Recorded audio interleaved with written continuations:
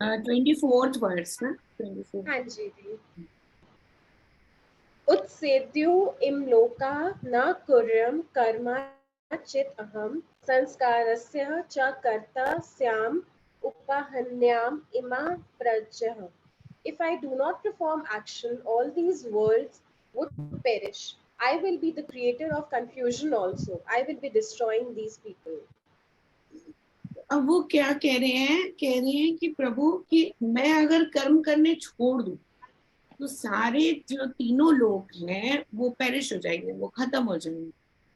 कैसे खत्म हो जाएंगे भाई? अगर प्रभु काम नहीं करेंगे, हम तो हमें ये लगता है ना कि हमारा हम तो बहुत ज्यादा बड़ा है कि मैं कर रहा हूँ, मैं कर रहा हूँ, मैं कर रहा हूँ, मैं खाना बना रहा हूँ, मैं ये कर रहा हूँ, मैं दफ्तर जा रहा हूँ, मैं पैसे कमा रहा हूँ। लेकिन हमारे मुंह में निवाला डालने वाले तो प्रभु है ना?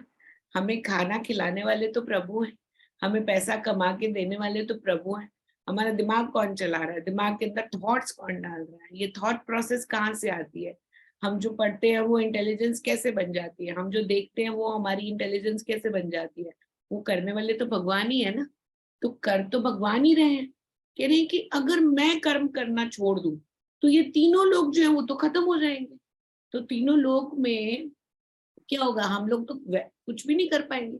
हमारा अहंकार ये कहता है कि सब काम हम कर रहे हैं, लेकिन इस प्रभु की इच्छा के बगैर तो इस धरती का कोई एक पत्ता तक नहीं हिलता, है ना? हमें तो ये लगता है कि नहीं, हम होते हैं करने वाले, दूसरा बंदा करा रहा है, फलाना कर रहा है, ये हमारे लिए कुछ कर रहा है। अच्छा, लोगों के अंदर इतनी वो होती है कि ना दोस्त बनाएंगे, यारियां करेंगे और लोगों को इकट्ठा करेंगे, ये मेरे काम आएगा किसी दिन, इससे मेरे को काम आएगा। ये देखो, लोग एक दूसरे को लगता है कि काम आते हैं। कोई किसी के काम वाम नहीं आता। सिर्फ हमारे काम जो है ना प्रभु ही आते हैं, वो ही कर रहे हैं जो भी कर रहे हैं। अब इंसान, अच्छा जैसे एक बंदा है वो ट्रैवलिंग कर रहा है, तो ट्रेन में जा रहा था, तो उसने क्या करा, बक्से को जो उसका सामान था उसके ऊपर चेन मारी अपनी सीट के नीचे और ताला मार करके वो उसको मोटा सा ताला मार करके सो गया कि भैया मैंने अब ताला मार दिया तो मेरा उसकी रक्षा हो रही है। अहंकार देखो लोगों का कितना होता है। तो वो उसने ताला मार करके वो सो गया, तो सामने वाला जो था उसने कोई ताला वाला नहीं मारा, बक्सा नीचे रखा, जय श्री राम बोल करके सो गया कि प्रभु कर देंगे जो करना है। जिसने ताला मारा था उसका सूटकेस चोरी हो गया, और जो प्रभु के नाम लेकर के सोया था बगैर ताला मारे, बगैर कुछ किए, चोर ने भी ये सोचा होगा कि ताला मार करके सो रहा है, जरूर इसके अंदर ना कोई चीज स्पेशल होगी, तभी इसने इसको लॉक करके सो रहा है। वो देखो बिंदास ऐसे ही सो गया, कुछ नहीं होगा इसके सूटकेस के अंदर, खाली होगा, चलो मैं ये वाला ले जाता हूँ। हाँ, और वो क्या इतने सारे ताले वाले मार करके हमें लगता है कि हमारी रक्षा हम खुद कर सकते हैं, लेकिन करने वाला कौन है? प्रभु है ना? तो प्रभु की इजाजत के बगैर, उनकी उनके सोचे बगैर, उनके करे बगैर हमारा कुछ नहीं हो सकता कभी भी। तो करने वाला हम जिसको मर्जी ये बोलने की ये फलाना हमारे लिए वो कर रहा है, वो ये कर रहा है, वो कर रहा है, कोई नहीं करता किसी के लिए कुछ भी। करने वाले केवल प्रभु ही हैं। तो वो कह रहे हैं कि मैं अगर कर्म करना छोड़ दूं तो ये तीनों लोग जो है वो खत्म हो जाएंगे, तीनों लोगों को सरवाइव करना मुश्किल हो जाएगा, खत्म हो जाएंगे।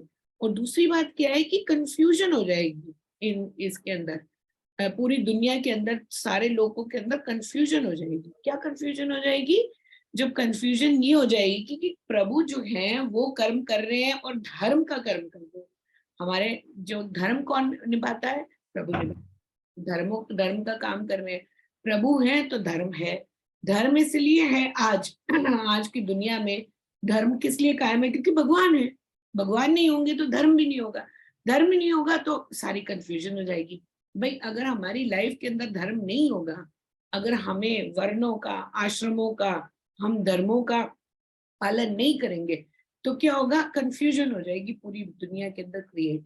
अब जैसे क्या होता है, अभी देखो हिंदुओं के अंदर अभी भी आज भी शादियां जो होती हैं वो अपने समाज में होती हैं कि नहीं होती?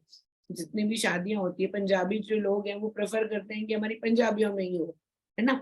और जो गुजराती लोग हैं वो कहते हैं कि हमारी गुजरातियों में ही हो, साउथ के लोग कहते हैं कि हमारी साउथ में ही हो। ये प्रेफर किया जाता है ना, वो इसलिए किया जाता है कि अपने धर्म का पालन करना सबको जरूरी है, कि बहुत जरूरी है अपने धर्म का पालन करो।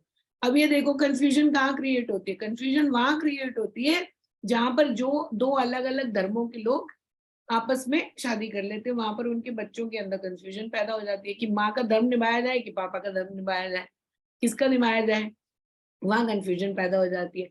अच्छा, मदर ये बोलती है कि मैं तुमसे ज्यादा, मेरा धर्म तुमसे ऊंचा है, फादर ये बोलता है कि मेरा धर्म तुमसे ज्यादा ऊंचा है, लड़ाई झगड़े में ही उनकी सारी जिंदगी निकल जाती है। धर्म जो है इंसान को प्रोटेक्ट करता है, it protect the every human being. धर्मो रक्षति रक्षितः, धर्म जो है वो भगवान को भी प्रोटेक्ट करता है। धर्मो रक्षति रक्षितः का मतलब कई मंदिरों के बाहर देखा होगा लिखा हुआ धर्मो रक्षति रक्षितः, या खासकर यूपी में तो बहुत ज्यादा इसको लिखा जाता है मंदिरों के बाहर ना। तो कहते हैं कि धर्म जो है वो धर्मात्मा के भी परमात्मा की भी रक्षा करता है। धर्म वो है जो परमात्मा की भी रक्षा करता है। अगर हम ये कहते हैं जैसे सुपरिटेंडेंट ऑफ पुलिस है, कोई एसपी है, पुलिस का बहुत बड़ा ऑफिसर है, वो पुलिस का ऑफिसर है लेकिन उसको भी तो प्रोटेक्शन की जरूरत होगी ना, उसको भी तो प्रोटेक्शन के लिए कोई उससे भी ऊपर होगा कि नहीं होगा। अब हमारे प्रधानमंत्री हैं, वो हम पूरी कंट्री को प्रोटेक्ट कर रहे हैं, लेकिन उनको भी तो प्रोटेक्शन की जरूरत होती है कि नहीं होती। ऐसी भगवान जो है वो हम सबको प्रोटेक्ट कर रहे हैं, लेकिन भगवान को भी तो प्रोटेक्शन की जरूरत होती है कि नहीं होती। और वो प्रोटेक्शन कहाँ से मिलती है? धर्म से। धर्म जो है वो परमात्मा की भी प्रोटेक्शन करता है, परमात्मा की भी रक्षा करता है। इसलिए धर्म को अपनाना बहुत जरूरी है। और धर्म को अपनाना मतलब भगवान को मानना, जो धर्म को भी। तो प्रभु ये कह रहे हैं कि कंफ्यूजन हो जाएगी अगर मैं कर्म करना छोड़ देता हूं तो, तीनों लोग। ठीक है, नेक्स्ट देखते हैं 25th वर्स। सक्ता कर्माणि अविद्यामस्य यथा कुर्वन्ति भारत कुर्यात् विद्यान् तथा आसक्ता चिक्रुसुः लोका संग्राम। O Arjuna, just as the ignorant people act with attachment to action, a wise man also should act without attachment, with the desire to bring about the upliftment of the society. अब वो क्या कह रहे हैं कि अर्जुना को भारत बुला रहे हैं। भारता, ओ भारता। भारता का मतलब होता है, भा मीन्स नॉलेज और रता मीन्स टू लव। तो जिसके पास, one who has love for knowledge, जिसके पास ज्ञान के लिए प्यार है, उसको भारत बुलाया जाता है। इसलिए हमारी कंट्री का नाम भी भारत है। इसलिए हमारी कंट्री का नाम भारत है क्योंकि हमारे यहाँ पर ही ज्ञान को प्यार दिया जाता है, ज्ञान को बहुत श्रेष्ठ माना जाता है। तो उसको बोल रहे हैं कि भारत। अब तुम्हें मैं एक बात बताता हूँ कि सक्ता कर्मणि अविनवस्य यथा कुर्वन्ति भारत। जैसे जो लोग इग्नोरेंट होते हैं वो तो अपने एक्शंस के साथ में, वो अपने कर्मों के साथ में अटैचमेंट रखते हैं, यानी कि वो अपने अहंकार को दिखाते हैं। जो अनइंटेलिजेंट लोग होते हैं, जिनको मूड बोलते हैं, मूर्ख बोलते हैं, मूर्ख लोग जो होते हैं वो क्या करते हैं, अपने कर्मों के साथ अपनी अटैचमेंट को दिखाते हैं। कैसे अटैचमेंट को? मैं, उनकी मैं ही खत्म नहीं होती है सारा टाइम में। ये किसने किया? मैंने किया। मैं हूँ, तुम हो, मेरी वजह से तुम जी रहे हो, मेरी वजह से तुम सांस ले रहे हो, मेरी वजह से तुम खा रहे हो। मैं ही खत्म नहीं होती। अपने बारे में ही सोचते हैं, दूसरे के बारे में सोचने के वो रखते ही नहीं है। उनको बोलते हैं मूड लोग, मूर्ख लोग बोलते हैं। लेकिन जहां पर वाइज इंसान होता है, जो जिसको बोलते हैं समझदार ज्ञानी इंसान जो होता है, वो दूसरों के बारे में पहले सोचते हैं, अपने बारे में बाद में सोचते हैं। कहते हैं कि नहीं, पहले दूसरों का भला हो जाए फिर मैं देखूंगा, मेरा भला हो कोई बात नहीं, ना हो ना हो मेरे को कोई परवाह नहीं है। लेकिन प्रभु सबका भला कर, उसकी जो है दिल के अंदर एक ये ख्वाहिश रहती है कि भगवान सबका भला कर, मेरी चिंता मत कर। मेरी चिंता करने के लिए तो आप, मेरे को पता है आप मेरी चिंता तो करोगे ही। अभी आगे 4th चैप्टर में हम देखेंगे जब वो बोलते हैं कि योगक्षेमम वहामिया हम, प्रभु कहते तुम मेरा होकर के तो देख, जो तेरे पास है उसको भी मैं प्रोटेक्ट करूंगा, जो तेरे को नहीं मिला है मैं वो भी तेरे को दूंगा। अब इसमें कोई भी दो राय नहीं है कि अगर हम ज्ञान के अंदर रहते हैं और हमारी कोई इच्छा होती है तो वो हमारी इच्छा जरूर पूरी होती है, चाहे जो भी मर्जी हो जाए, जैसे मर्जी हो जाए। लेकिन एक ज्ञानी जो होता है इंसान, जो अपना भगवत गीता का पाठ करता है, पूजा पाठ में अपना ध्यान लगाता है, मेडिटेशन करता है, योग अभ्यास करता है, ठीक है, अपने आप को सरेंडर कर देता है प्रभु के अंदर कि हाँ प्रभु आप ही हो, जो कुछ भी हो, मेरा आगे पीछे मेरे को कुछ नहीं सोचता। हमारे यहाँ पर आकर के देखो, बद्रीनाथ केदारनाथ में उन्होंने एक वस्त्र पहनेंगे, यहाँ पर एक, उसको कोपिनवंता बोलते हैं। तो यहाँ पर एक वस्त्र पहनते एक, और बर्फ के अंदर गुफा बना करके उस वहां पर डाल देते गद्दे और ये क्या नाम है ब्लैंकेट्स बिछा करके, और चारों तरफ उसको गर्माहट रहती है, बैठ जाते हैं अपना आसन लगा करके, योग में बैठे रहते हैं, ध्यान में बैठे रहते हैं। और उनकी आयु देखोगे ना, 100 ईयर्स, 150 ईयर्स, 175 ईयर्स, इतनी इतनी आयु होती है उनकी। अच्छा, वो तो बैठ गए ध्यान में, कहते हैं हमें कोई मतलब नहीं, खाना पीना सब आ जाएगा। अब उनकी रक्षा करने के लिए सीआरपीएफ के जवान वहां पीछे पीछे भाग रहे होते हैं, अरे ये महात्मा जी को चाय भी दे आए, खाना भी दे आए, हेलीकॉप्टर से होती है उनकी सेवा, हेलीकॉप्टर से खाना भेजा जाता है। आपको कभी अगर चांस मिले ना गंगोत्री से आगे गोमुख तक जाने का, या बद्रीनाथ के भी ऊपर जाते हैं, पहाड़ियां हैं वहां पर, ग्लेशियर्स हैं वहां पर, गुफाएं बना करके रह रहे हैं। तो मैं तो गई थी, मैं देख करके भी आई थी, गोमुख गई थी तब देख करके आई थी। वो बर्फ के अंदर गुफा बना करके, उसके अंदर ब्लैंकेट और ये सब चादरें वादरे हैं, हीटर तक बीएसएफ के जवान आकर के सारे के सारे सब उनकी सेवा कर रहे हैं, सब उनको खाना ला के दे रहे हैं, पीना ला के दे रहे हैं। इतनी बर्फबारी के अंदर, बर्फ होती है, इतनी ज्यादा बर्फ होती है, बर्फ हो रही है, लेकिन अंदर बैठे हुए हैं आराम से। तो जवान जो है उनके लिए कभी हेलीकॉप्टर से खाना आ रहा है, कभी कैसे खाना आ रहा है, खाने पीने की सारी व्यवस्था करके रखते हैं। और उधर क्या होता है, एक पत्ता होता है, एक एक हर्ब्स जितने भी है ना हमारे पहाड़ों में ही उगते हैं, वहां पर एक पत्ता होता है, उसको जबान पे रखते हैं वो, और बॉडी टेम्परेचर जो है वो अपने आप राइज कर सकता है, तो उनको ठंड लगती ही नहीं है। ये देखो आयुर्वेद हमारा, अब वहां जाकर के देखना, कभी अगर मिलेगा ना मौका तो गोमुख जाकर के देखना, गोमुख में, और उधर सारे हर्ब्स जितने भी आयुर्वेद के अंदर हर्ब्स है वो सारे के सारे उगे हुए। तो हम लोग गंगोत्री में जहाँ पर जाकर के रहते हैं, ईशावास्य आश्रम है, अपने स्वामी जी हैं वहां पर, राघवेंद्र नंदा स्वामी जी, उनके आश्रम में जाकर के रहते हैं। तो जब भी मैं जाती हूँ तो मेरे को बहुत प्यार मिलता है, इतना प्यार मिलता है कि बस पूछो मत। मैंगो शेक तक बना देंगे, मैं कहती स्वामी जी कहाँ से आ गया आपके पास मैंगो इतनी बर्फ में, कहते तू आइए तो देख। पास्ता, पास्ता भी बना रहे हैं वहां पर, पार्सले उग रहा है, और सारे हर्ब्स पत्ते इकट्ठे करे उन्होंने, बनाया पास्ता, ओरेगनो उग रहे हैं, पार्सले उग रहा है, बाजिल उग रहा है बर्फ के अंदर। और वो फटाफट उन्होंने चीज मंगाई लोकल वहां से, और पास्ता मंगाया, उसके अंदर सारे हर्ब्स डाले, कह रहे तेरे को पास्ता खिलाते हैं। मैंने कहा कमाल है स्वामी जी, आश्रम के अंदर रह करके भी इतनी प्रिविलेजेस मिल रही है, यहाँ तो बंदा सोच भी नहीं सकता कि बर्फ में रह करके और ये सब इतनी सारी सुविधा है। कहते नहीं देखो सब कुछ यही उग रहा है, सब उग रहा है वहां पर, सारे हर्ब्स उग रहे हैं, और ऐसे ऐसे हर्ब्स उग रहे हैं। अश्वगंधा, एक रुद्रवंती करके हर्ब होता है, वहां वहीं से मंगाती थी मैं, जितने भी लोगों को डायबिटीज था तो डायबिटीज के लिए रुद्रवंती एक हर्ब होता है। अब तो मैं मंगा नहीं पाती हूँ, क्योंकि वो कोई अगर जाए तो मैं गोमुख से मंगा लूं, गंगोत्री से।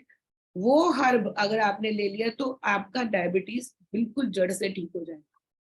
तो मैंने इतने लोगों को मंगा करके दिए रुद्रवंती।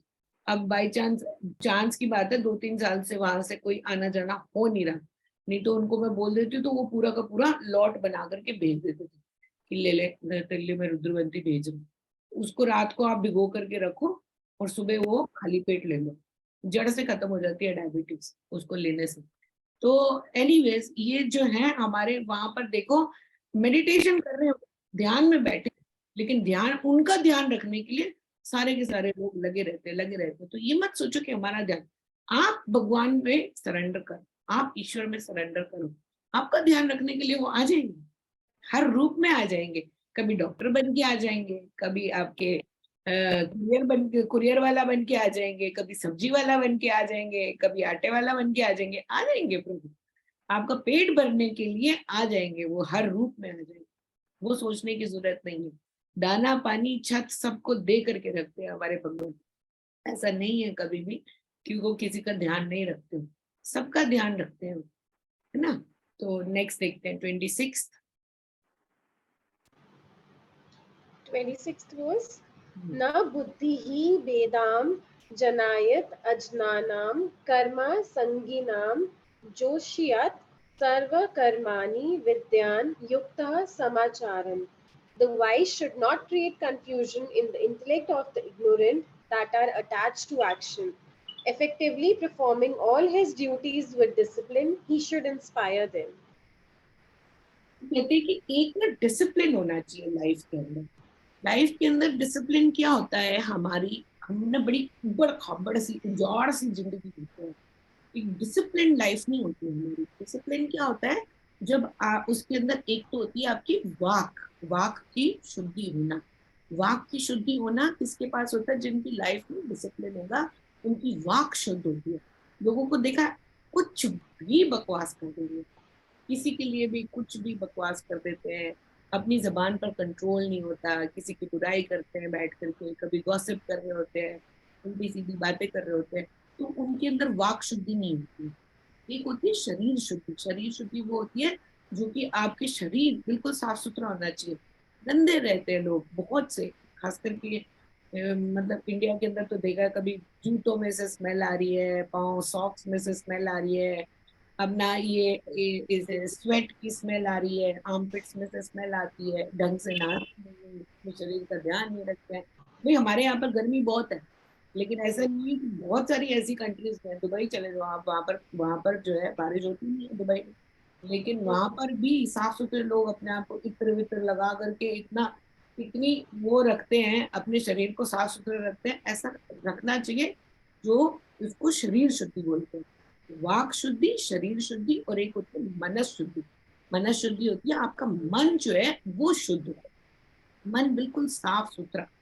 अगर आपने देखा कि कोई एम्बुलेंस की आवाज आ रही है तो अपना हाथ जोड़ करके एक बारी किसी को, क्या पता कौन है, कौन जा रहा है बेचारा, हमें तो पता नहीं है किस दशा में जा रहा है, हाथ जोड़ करके उसके लिए जो है एक बारी आपने प्रार्थना कर दी कि हे प्रभु, पता नहीं कौन है, आवाज सुनाई दे रही है ना कि एम्बुलेंस जा रही है, यानी कि कोई ना कोई किसी का एक्सीडेंट हुआ होगा, कोई बीमार हुआ होगा, तो वो इसको बोलते हैं मनस शुद्धि। ये तीन शुद्धि होनी बहुत जरूरी है, वाक शुद्धि, मनस शुद्धि और शरीर शुद्धि। ये तब आती है जब आपकी लाइफ में डिसिप्लिन होता है। डिसिप्लिन कैसे आता है आपकी लाइफ में, अगर आप ध्यान लगाते हो, आप जप करते हो, आप अपने शरीर को बिल्कुल साफ सुथरा रखते हो, उसको कोशिश करते हो कि साफ सुथरा रखते हो। गर्मियां है तो 2 बारी नहा लो, अच्छे से नहा लो, रोज सिर से स्नान करो। सर से स्नान करना चाहिए रोज।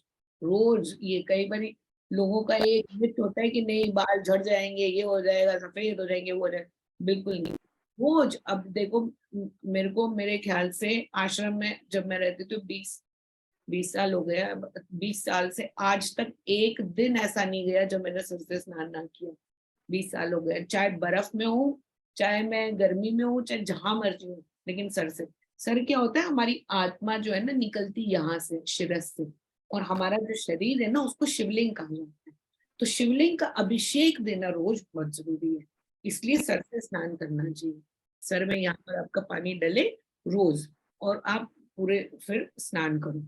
उस इसको भी शरीर शुद्धि के अंदर ये आता है। आपके अंदर से फिर क्या होता है कि बालों में से बदबू नहीं आती है, और स्वेट की स्मेल नहीं आती है। सबसे ज्यादा पसीने की बदबू आती है शरीर में से, वो दूसरों के लिए बहुत न्यूसेंस बन जाता है, डिस्टर्बेंस बन जाता है। So your body should not be a disturbance to anybody. अपने आप को, शरीर को इतना बढ़िया साफ सुथरा करके रखो कि दूसरे को उसकी वजह से कोई दिक्कत ना हो, है ना। फिर दूसरा, अपनी वाक को साफ सुथरा रखने के लिए, वाक शुद्धि आपको तभी मिल सकती है जब आप चैंटिंग करते हो, जब आप मंत्रों का उच्चारण करते हो, तभी आपको वाक शुद्धि मिल सकती है। वाक शुद्धि के पाने के लिए आपको मंत्र पढ़ना बहुत जरूरी है, प्रार्थना करना बहुत जरूरी है, कोई आरती सीख लो, कोई हनुमान चालीसा का जाप कर लो। जब आप जाप करते हो ना तो आपको वाक शुद्धि मिलती है। लोगों को रटी होती है हनुमान चालीसा तो दिन रात, कभी अच्छा सुनने से भी मिलती है, गाड़ी में आपने चला लिया, आपने घर पे बैठे हुए ईयरफोन्स में लगा लिया, नहाते हुए आपने सुन लिया, स्पॉटिफाई में डाल दिया, तो उससे सुनने से भी आपको वाक शुद्धि मिलती है। जितना सुनोगे, जितना बोलोगे, मुंह से निकालोगे, उतनी आपको वाक शुद्धि मिलेगी। मनस शुद्धि कैसे मिलती है, मन आपका साफ होता है भगवत गीता का ज्ञान पा करके, वेदों का ज्ञान पा करके। जितने भी हमारे स्क्रिप्चर्स हैं, पुराण है, रामायण है, महाभारत है, इनका जब आप पठन पाठन जहां पर चलता रहता है उसको मनस शुद्धि मिलती है। तो ये 3 तरह की शुद्धि आपकी लाइफ में तब आती है जब आपके अंदर एक सेल्फ डिसिप्लिन। और ये सेल्फ डिसिप्लिन लाना बहुत जरूरी है। टाइम पर खाना खाना, टाइम पर सोना, टाइम पर उठना, टाइम पर हर चीज टाइम पर करनी। ये नहीं कि हाँ जब मर्जी भूख लग गई, जैसे वो ये तो जानवरों की प्रवृत्ति होती है, यहाँ भी इस टाइम भी खा लिया, उस टाइम भी खा लिया, ये भी खा लिया, वो भी खा लिया, दिन भर में चरना चरना चरना चरना चरना। ये जानवरों की बुद्धि होती है, इंसानों की नहीं होती। हर टाइम पर सिस्टमैटिकली जो इंसान काम करता है, इस टाइम मुझे उठना है, इस टाइम मुझे नहाना है, इस टाइम मुझे नाश्ता करना है, इस टाइम मुझे लंच करना है, इस टाइम मुझे शाम का चाय पीनी है। सिस्टमैटिकली एक सिस्टम होना चाहिए लाइफ के लिए। तो वो डिसिप्लिन आपके अंदर जब आता है तब आपकी धीरे धीरे ये तीनों शुद्धियां शुरू हो जाती है होनी। अच्छा, ये तीनों शुद्धियों के बगैर जो है आप शास्त्र का ज्ञान पा ही नहीं सकते। ये भी बहुत जरूरी है। ये तीनों शुद्धि अगर आपके पास नहीं है ना, तो शास्त्र को अब्सॉर्ब करने की जो शक्ति है वो आपको नहीं मिलेगी। इसलिए शास्त्र के ज्ञान को पाने के लिए, भगवत गीता जी के ज्ञान को अपने अंदर डालने के लिए ये 3 शुद्धियां होनी बहुत जरूरी है। तो इसलिए मन शुद्धि, वाक शुद्धि और शरीर शुद्धि का ध्यान रखो। Have a good discipline in your life. This is how the yogis live, this is how the Giani's live. ये ज्ञानी के रहने का एक तरीका है। वो एक सिस्टम में रहता है, एक सिस्टम और डिसिप्लिन के अंदर है। ठीक है, नेक्स्ट पढ़ते हैं। प्राकृत क्रियमाणानि गुणैः कर्माणि सर्वशः अहंकारः विमूढः आत्मा कर्ता अहम् इति मन्यते. Under all conditions, actions are done by the gunas of Prakriti. He whose mind is deluded by ahamkara considers I am the door. I am the doer, मतलब मैं ही सब कुछ कर रहा हूँ। ये किसकी होती है प्रवृत्ति? मूड इंसान की होती है। अब ये देखो, एक वो उसमें हमारे स्वामी जी एक वो थे, अखंडानंद सरस्वती महाराज जी हैं, वृंदावन के स्वामी जी। तो वो वृंदावन में रह करके और द्वैत नगरी में रह करके अद्वैत का ज्ञान देते थे। वो कहते थे, लहर ढूंढे लहर को, बूंद ढूंढे बूंद, दोनों मिल रहे सागर में, रहे ऊत के ऊत। समझ में आया क्या बोल रहे? लहर ढूंढ रही है लहर को, बूंद ढूंढ रही है बूंद को, ठीक है, दोनों मिल गए सागर में, रहे ऊत के ऊत। ये बड़े समझने वाली बात है। क्या है? तो वैसे के वैसे रह है वैसे के वैसे रह गए, तो असर नहीं पड़ा। हाँ, बिल्कुल कोई असर नहीं पड़ा। भाई लहर ढूंढने की लहर को, बूंद ढूंढने की बूंद, तुम दोनों एक जैसे ही तो हो, किसको ढूंढ रहे हो भाई? है ना? और मिल जाते हैं दोनों सागर में, मूड के मूड रह जाते हैं, दोनों ऊत के ऊत रह जाते हैं। क्यों? मिलना तो उनको सागर में ही है जाकर के। लहर भी सागर में ही जाएगी, बूंद भी सागर में ही जाएगी। तो क्या कहते हैं कि मूड इंसान जो है ना, वो अपने आप को डूअर समझता है। वो अपने आप को कहता है कि मैं ही हूँ इस धरती का करता धरता, मेरे से बड़ा तो कोई इंसान है ही नहीं। हर बंदा अपने आप को बड़ा समझता है। हम अभी देख लो आप, अच्छा जो काम कर रहा होगा वो कहेगा कि मुझसे बड़ा कोई नहीं है। वहां चले जाओ जयपुर, जयपुर में चले जाओगे ना अगर आप, किसी दिन अगर जयपुर जाने का मौका मिले, किसी फोर्ट में जाने का मौका मिले, तो वहां जाना।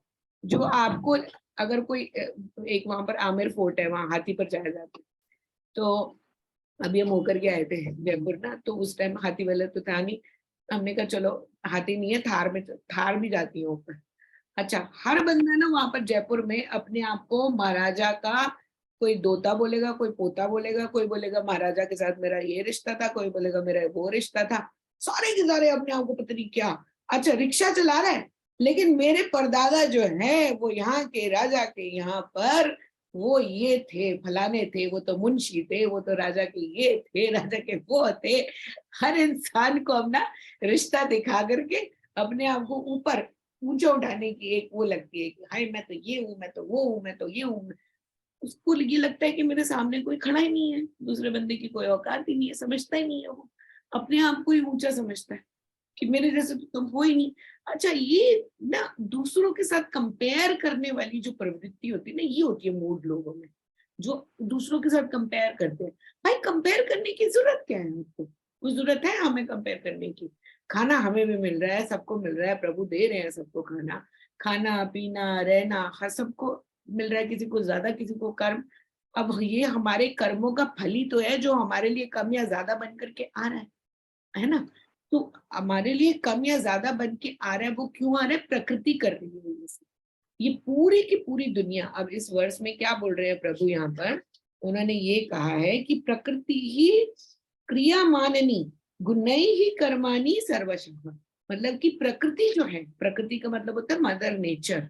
मदर नेचर 3 गुण होते हैं उनके अंदर, सत्वोत्तर, रजसोत्तर, तमसोत्तर। ये 3 गुण मिल करके पूरी की पूरी सृष्टि को चला। हमें हमारे अंदर भी ये 3 गुण होते हैं, सब देवताओं भी होते हैं, असुर भी होते हैं, और ये इन तीनों गुणों से ही पूरी के पूरे लोक बने हुए हैं। जानवरों में भी ये 3 गुण होते हैं, और पौधों में भी ये 3 गुण होते हैं, पक्षियों में भी ये 3 गुण होते हैं। इन 3 गुणों से ही पूरी की पूरी सृष्टि बनी हुई है। अच्छा, जैसे हम बोलते हैं ना, कांटेदार जो होते हैं, कांटेदार जो पौधे होते हैं, उनमें तमस गुण ज्यादा होता है। हाथ लगाओगे हाथों से खून निकलना शुरू हो जाएगा। तो कांटेदार जो होंगे उसमें तमस गुण ज्यादा है। जो फूल जो चढ़ाए जाते हैं प्रभु के चरणों में, लोटस चढ़ाया जाता है, गेंदे का फूल चढ़ाया जाता है, इनको बोला जाता है कि इनमें सत्व गुण ज्यादा है। और जो बिकते हैं प्लांट्स, जो कि बिका करते हैं मार्केट के अंदर, फ्लावर्स डेकोरेशन के लिए आपने खरीद लिए, बेचा जाता है, जिनको खरीदा जाता है, तो उनके अंदर रजस गुण है। तो ये गुणों से ही प्रकृति बनी है।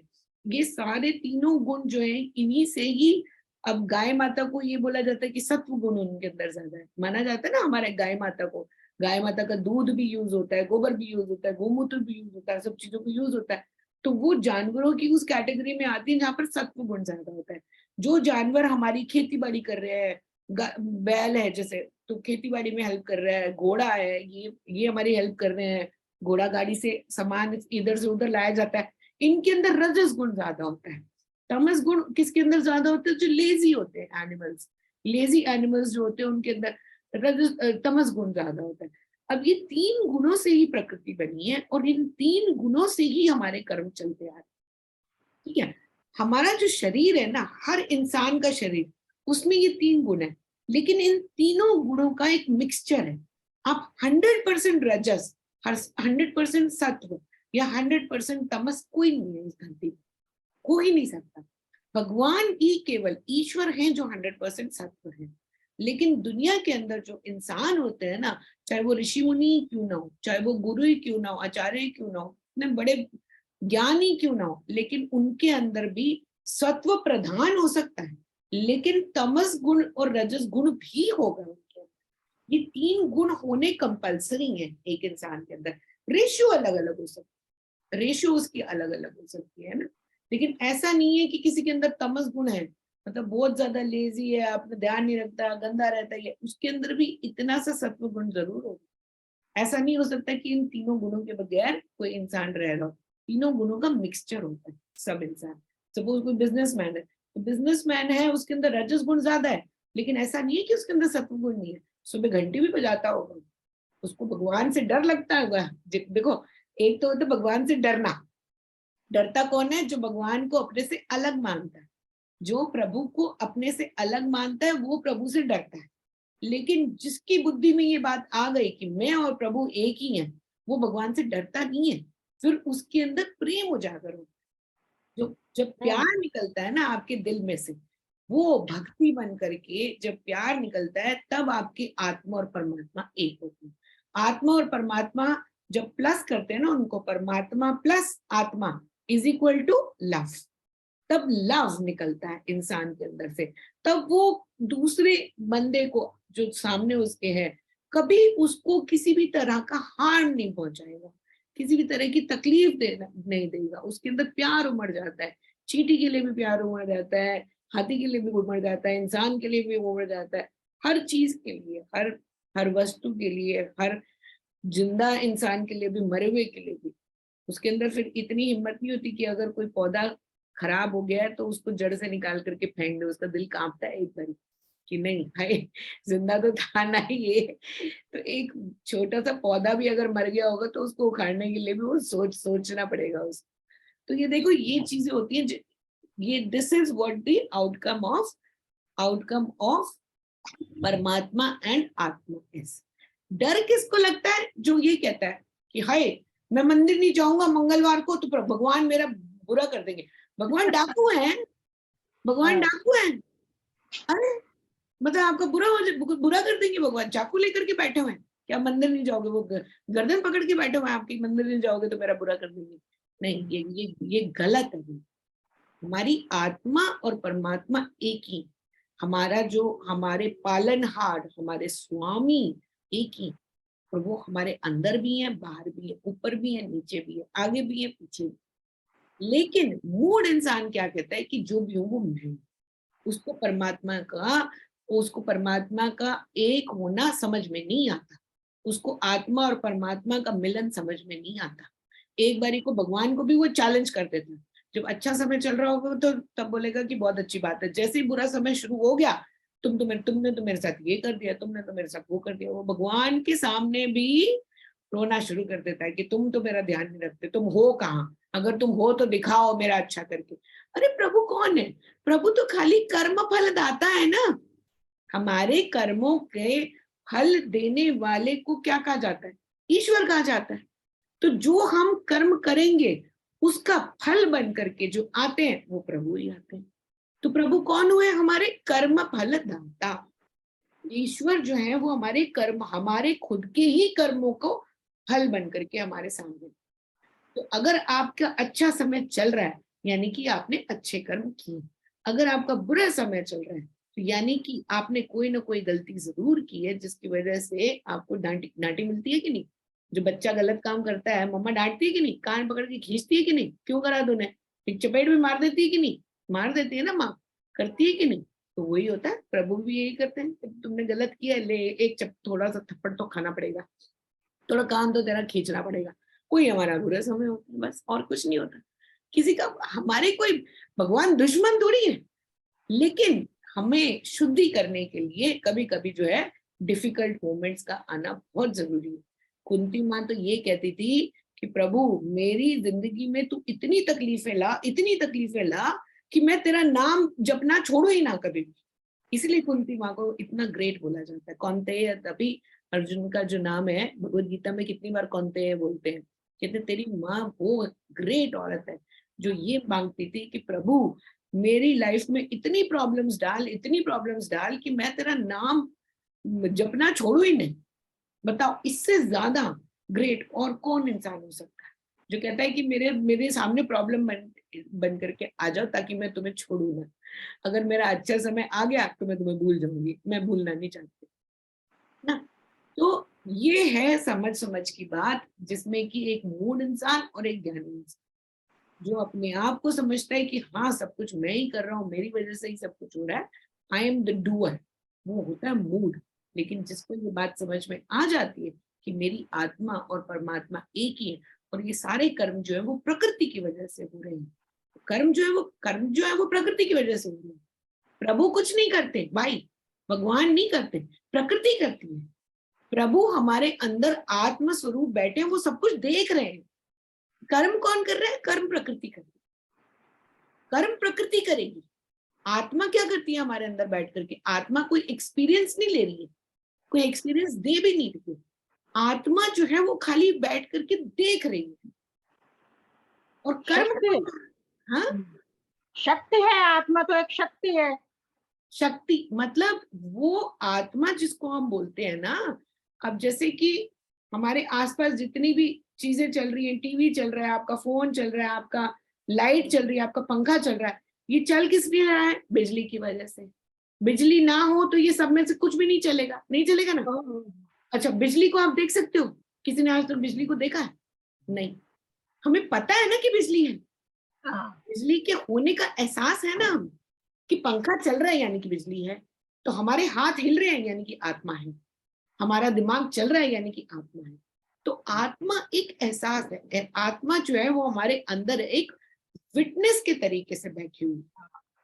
और कर्म कौन करता है? प्रकृति करती है। ये तीनों गुण मिलकर के करते हैं, सत्व करता है, रजस करता है, तमस।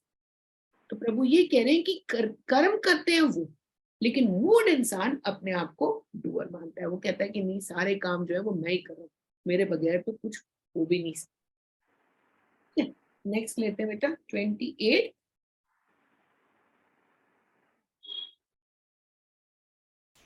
28th verse. तत्त्ववितु महाबाहो गुणा कर्म विभाभोग्य गुणा गुणेषु वर्तन्त इति मत्वा न सज्जते. O Arjuna, but the knower of the truth of gunas and their functions remain detached with the understanding that the sense organ functions among the sense objects. अब ये देखो ये जो त्रिगुणात्मिका है ना, त्रिगुणात्मिका मतलब 3 गुणों वाली ये जो हमारा कॉस्मोस है पूरा का पूरा, जो पूरा ये किसकी वजह से चलता है? आत्मा की वजह से चलता है। आत्मा इस चेतना, चेतना क्या होता है? चितना मतलब चेतना, चेतना हमारे अंदर चेतना जागृत होती है। चेतना मीन्स कॉन्शियसनेस। कॉन्शियसली अगर आप कोई कर्म करते हो तो वो बोलते हैं कि आत्मा, आत्म स्वरूप, आत्मा आपकी जागृत है। आत्मा जागृत कैसे होती है आपकी? अच्छा, कॉन्शियस जब हम आत्मा बोलते हैं ना, इट इज इंग्लिश में उसको कॉन्शियसनेस भी बोला जाता है। कॉन्शियसनेसली अगर आप कोई काम करते हो तो वो आपका जो काम है ना वो बेस्ट होगा। अनकॉन्शियसली आप जितने भी काम करते हो ना वो सारे बेकार होते हैं। अच्छा, जैसे एक छोटा सा एग्जांपल देती हूँ मैं आपको। आत्म स्वरूप हमें मेरे आत्मा जागृत है, इसका आपको कैसे पता चलेगा? अब जैसे आपने कोई काम करना है, घर का अंदर आपने कोई खाना ही बनाना है, चलो आपने ब्राउनी बनानी है। आपके घर में आपके हस्बैंड ने, बेटे ने, बच्चों ने बोल दिया आज तो ब्राउनी बनाओ, ठीक है? तो एक तो होता है कि हाँ मुझे ब्राउनी बनानी आती है, आपने फटाफट सारा कुछ इकट्ठा किया, सारा कुछ मिक्स करा, उठा करके उसको मिक्स करके ओवन में डाल दिया, ब्राउनी बन गई। ये होता है अनकॉन्शियस एक्शन। कॉन्शियस एक्शन कौन सा होता है? कि ध्यान से हर चीज को मेजर कर करके डाला आपने, ठीक है? इंस्टा पे या किसी पे आपने वीडियो देखा, ये चीज कैसे बनाई जाती है, कितनी हीट पर रखी जाती है, कितना टेम्परेचर देना चाहिए, तब आप बनाओगे ना ब्राउनी तो आहा, तो क्या बन करके निकलती है? तो जो भी उसको मुंह में डालता है कहता है आहा आज तो मजा आ गया, है ना? और रोज हमें सब्जी के बारे में पूछना पड़ता है, कैसे बनी है सब्जी, खाना कैसा बना है? क्यों? क्योंकि वो हमारे जो एक्शंस होते हैं ना वो अनकॉन्शियस एक्शन। लेकिन जो एक्शन आप कॉन्शियसली करते हो ना, कॉन्शियसली कि हाँ ये एक्शन मेरे को करना है, आज मेरे को खाना बनाना है तो मैं पूरे तरीके के साथ मेरे को ये अच्छे से बनानी है चीज, तो वो एकदम फर्स्ट क्लास मुंह में बाइट डालते ही कैसे निकलता है? अरे वाह आज तो मजा आ गया, है ना? निकलता है ना? तो ये इससे यार बड़ी सुबह से मैं ब्राउनी की रेसिपी देख रही हूँ, नोइंगली मुझे ब्राउनी आती है और उसके बावजूद भी मैं 4 शेफ्स की रेसिपीज देखे जा रही हूँ and same brownie and you took the same example. तो वो अच्छा देखोगे, अगर अच्छे से ब्राउनी की रेसिपी और उसको ध्यान से बनाओगे तो मुंह में डालते ही एकदम से आ जाएगा कि हाँ ये तो चीज बनी है। तो यही होती है आत्मा जागृत। इससे इससे बड़ा और कुछ नहीं है एग्जाम्पल। आत्मा का जागृत होना, कोई आपने पहाड़ चढ़ने वाला थोड़ी है, कैलाश पर्वत की यात्रा करके जाने से आपकी आत्मा थोड़ी जागृत हो जाएगी, या अमरनाथ जाने से आपकी आत्मा जागृत हो जाएगी? नहीं, अमरनाथ जाना जो है वो होता है हमारी अंतकरण शुद्धि के लिए। कैलाश पर्वत जाते हैं लोग अंतकरण शुद्धि के लिए, आत्मा जागृत करने के लिए नहीं जाते। आत्मा जागृत होती है ज्ञान से, और ज्ञान में जो इंसान होता है उसके सारे कर्मों से पता चलता है कि ये इंसान ज्ञानी है। उसके उठने से, उसके बैठने से, उसके बात करने से, उसके चलने से, हर चीज से पता चलता है कि ये ज्ञानी है। उसकी आत्मा जागृत होती है। वो कैसा पहनावा रखता है, वो क्या खा रहा है, वो क्या पी रहा है, वो कैसे चल रहा है, उसको देख करके लोग फॉलो करते हैं। उसे बोलते हैं आत्मा जागृत होना। आत्मा जागृत जिस इंसान की होती है वो हर काम को बहुत ही सिस्टमैटिकली समझ के तब करता है कि yes this is how this has to be done, और इसको करने का ये तरीका है, ऐसे ही ये चीज होगी। जिसको ये बात समझ में आ गई उसके कर्म जो है वो बिल्कुल सिस्टमैटिकली होते हैं। दैट मीन्स उसकी आत्मा जागृत है। इसके अलावा और कुछ नहीं है भाई, कोई लंबी चौड़ी बात नहीं है इसके अलावा। अगर हाँ अपना पैसा बनाने के लिए आजकल देखा है कि मार्केट में लोग उतरे हुए हैं, है ना? बहुत सारे साधु भी बने हुए हैं, संत भी बने हुए हैं। आपको बोलेंगे कि भैया ऐसा है कि तुम्हें आत्मा जागृत करनी है तो रोज सुबह उठ करके गौमूत्र पिया करो, फिर उसके बाद में मंदिर जाकर के उसकी 25 बार परिक्रमा किया करो, अपना सर माथा फोड़ो, यहाँ जाके माथा फोड़ो, उधर जाकर के ये करो वो करो, फलाना करो ढिमकाना करो, ये सारा कुछ करवाते हैं आपसे, उससे आपकी आत्मा जागृत हो जाएगी। ऐसा कुछ नहीं है, केवल ज्ञान से ही आत्मा जागृत होती है बस। और ज्ञानी का क्या होता है कि ज्ञानी का बोला हुआ हर शब्द लकीर बन जाता है, उसका किया हुआ हर कर्म लकीर बन जाता है। तो जो भी कर्म करेगा उसको देखने के लिए लोग आते हैं, उसको सुनने के लिए लोग आते हैं, उसको समझने के लिए लोग, तो उसको बोलते हैं आत्मा जागृत होना। वो आपकी सेल्फ डिसिप्लिन से आती है। Self discipline will come when you do not have any attachment. जब आपके अटैचमेंट्स खत्म हो जाते हैं, जब आपका राग द्वेष खत्म हो जाता है।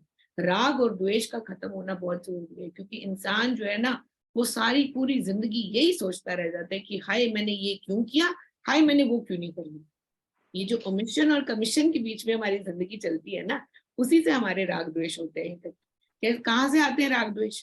राग द्वेष आते हैं जब आपको ये हाय मैंने इस टाइम पर ये कर लिया होता तो आज मैं वहां पहुंच गया होता, हाय इस टाइम पर मैंने ये कर लिया होता तो मैं आज मेरा ये हो गया होता। कुछ नहीं है भाई, ऐसा कुछ नहीं है। आपकी किस्मत में जो लिखा था वो मिल रहा है आपको, लेकिन एक चीज और है कि आप अपनी किस्मत बदल सकते हो, आपके हाथ में ही है। अच्छे कर्म करते जाओ, आगे उसका फल आपको और अच्छा मिलता रहेगा। जितने अच्छे कर्म करते जाओगे उतना आगे फल और अच्छा मिलता रहेगा। और दूसरी बात ये कि खुश रहो। हर इंसान को ना, जो भी है जैसी भी परिस्थिति है, जो इंसान सारी परिस्थितियों में खुश रहता है ना, कहते एक दिन एक उसने पूछा, किसी ने आकर के भगवान से पूछा कि प्रभु हमें कैसे पता चलेगा कि भगवान हमसे खुश है? कहते जो इंसान अपने आप से खुश है उसके साथ भगवान भी खुश है। तो वो स्वामी उन्होंने बोला, स्वामी जी ने, कि जो इंसान अपने आप से खुश है मतलब उसके साथ भगवान भी खुश है। जो अपने आप से दुखी है प्रभु उससे खुश नहीं है।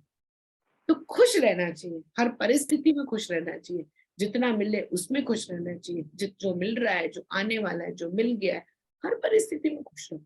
खुश रहो, बिंदास रहो, बिल्कुल चलना है जो चलना है। और कोई अपने आप को ना किसी प्रॉस एंड कॉन्स में मत डालो, हाय ये कर दिया तो मेरा ये हो जाएगा, वो कर दिया तो मेरा वो हो जाएगा, ये कर दिया मैंने, अरे भगवान नाराज हो जाएंगे, ये हो जाएगा वो हो जाएगा। नहीं है, जो चीज आपको खुशी देती है करो उसे, कोई उसमें फिक्र नहीं है। भाई किस चीज से पाप लगता है बताओ मुझे? पाप और पुण्य किस चीज से लगता है? लोग कहते हैं शराब पीने से पाप लगता है। क्या होती है शराब? अंगूर का रस होता है। अंगूर खाने से पाप लगता है किसी को? तो अंगूर का रस पीने से पाप कहाँ से लग जाएगा?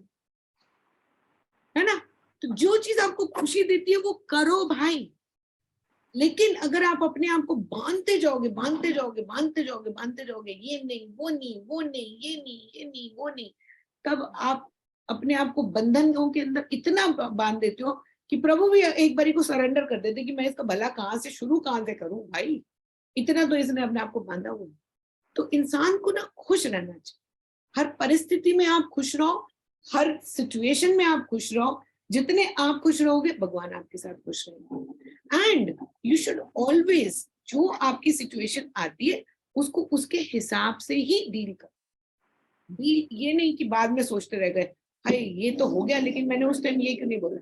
बोल दो भाई, आपके मन में अगर कोई बात आ रही है, कोई ऐसी सिचुएशन को आपको डील करना पड़ रहा है जिसमें कि आपको कोई जवाब देना पड़ रहा है, कुछ तो दे दो।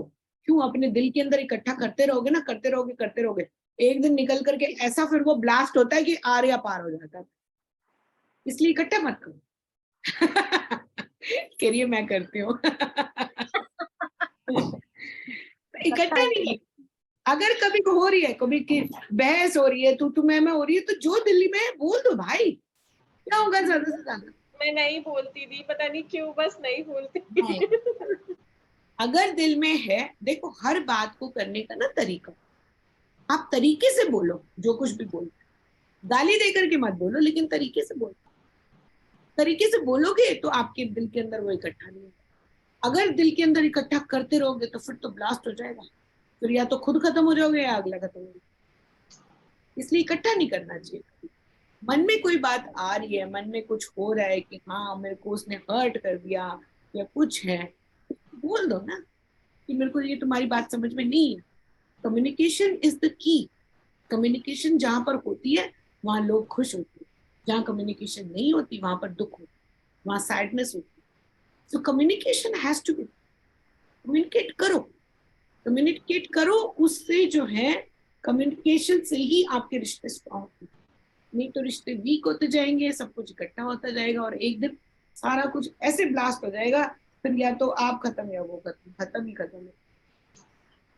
इसलिए इकट्ठा मत करो किसी भी चीज को, और दिल में, और पास्ट को जाने दो, पास्ट कुछ नहीं है हमारा। जैसे सपना होता है ना, पास्ट भी होता है।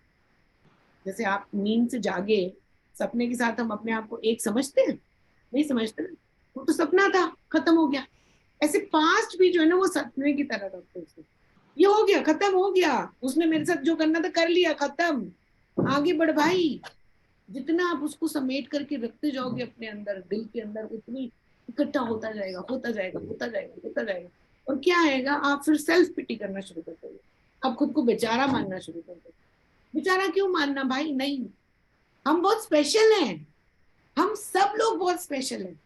हम भगवान के चुने हुए बच्चे हैं, जिसने हमें भगवान, उसी भगवान ने हमें अपने रास्ते पर उतारा है। हम आज ज्ञान इकट्ठा कर रहे हैं, हम एक समझ की बात कर रहे हैं, हम ज्ञानी के मुंह से बात सुन रहे हैं, उसको सुनने के बाद उस पर अमल कर रहे हैं। ये भगवान का बहुत बड़ा प्रसाद है, हम उसके स्पेशल बच्चे हैं। इसलिए सेल्फ पिटी कभी नहीं करो कि हाय मेरे साथ ये हो गया, हाय मेरे साथ ये हो गया। नो, जो हो गया खत्म, मिट्टी पाओ। और जिसने गलत किया है उसको तो अपने आप सजा मिलेगी ही मिलेगी, उसके बारे में सोचना ही क्या भाई। तो क्या करना चाहिए हमें, पास्ट को इकट्ठा मत करो बिल्कुल। पास्ट को सपने की तरह बंडल बना करके फेंक दो, जैसे सपना आता खत्म होने को खत्म हो गया। और क्या करना चाहिए हमें, हमेशा ये भी मत सोचो कि मेरा फ्यूचर डार्क है, मेरे फ्यूचर में क्या होगा, कुछ नहीं। जब आपने सरेंडर कर दिया तो सब अच्छा ही होगा। अपने कर्मों को ध्यान दो, आत्मा में रहो, आत्मा में स्थित होकर के रहो, चेतना में रहो, चेतना को जागृत करो, वो बहुत जरूरी है। अंतकर्म शुद्धि बहुत जरूरी है, सेल्फ डिसिप्लिन बहुत जरूरी है। बाकी प्रॉज एंड कॉन्स में तो भैया पूरी जिंदगी रह जाओगे आप, आपका कुछ नहीं होने वाला है। हाय मैंने ये क्यों कर दिया, मैंने वो क्यों कर दिया, मैंने ये करना चाहिए था, मुझे वो करना चाहिए था, फलाने ने मेरे साथ ऐसा कर दिया, ढिंगाने ने मेरे साथ ऐसा कर दिया, तो पूरी जिंदगी इसी में गई। तो आज से, अभी से एक ये संकल्प ले लो, मेरे को जो भी करना है, मेरे करता धरता प्रभु है, मुझे प्रभु के लिए ही करना है, मेरे शरीर से दूर कर रहे हैं, और मेरे को एक सेल्फ डिसिप्लिन मानना है, चेतना में बस, इससे ज्यादा और कुछ। जब आपका चित्त सही, आपका मन सही, मन सही तो इंसान अपने आप ही सही है, नहीं तो फिर गलत में ही रह जाता।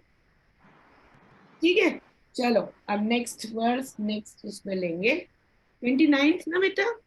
हाँ जी दीदी।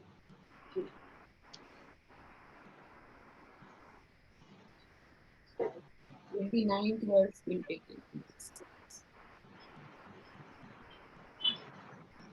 ओम पूर्णमदः पूर्णमिदं पूर्णात् पूर्णमुदच्यते पूर्णस्य पूर्णमादाय पूर्णमेवावशिष्यते। ओम शांति शांति शांति।